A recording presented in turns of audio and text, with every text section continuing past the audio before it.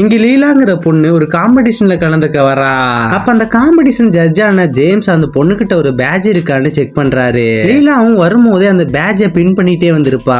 ஜேம்ஸும் அந்த பேட்சை பார்த்த உடனே அந்த பொண்ணை காம்படிஷன்ல கலந்துக்க அலோவ் பண்றாரு. லீலாவும் தான் திறமையை வெளிப்படுத்தணும்னு நினைச்சிட்டு ஸ்டேஜுக்கு முன்னாடி இருக்க பட்டனை அமைக்கி 2 கையை வர வைக்கிறா.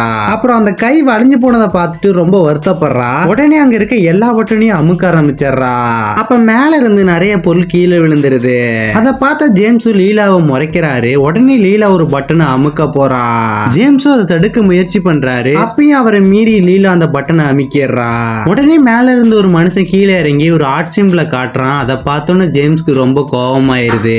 ஜேம்ஸ் லீலா விட்டு இருக்க பேட்சை புடிங்கிட்டு லீலாவையும் வெளியில போக சொல்றாரு. அப்ப அந்த பேட்சை பார்த்துட்டு ஜேம்ஸ் தான் கடந்த காலத்தை நினைச்சு பார்ப்பாரு. அப்ப லீலா போலயே சின்ன வயசுல அவரும் நிறைய தப்பு பண்ணிருப்பாரு. அதனால லீலாவை கூப்பிட்டு அந்த பேட்ச் கொடுத்தோன்னு லீலா சந்தோஷத்துல துள்ளி குதிக்கிறா.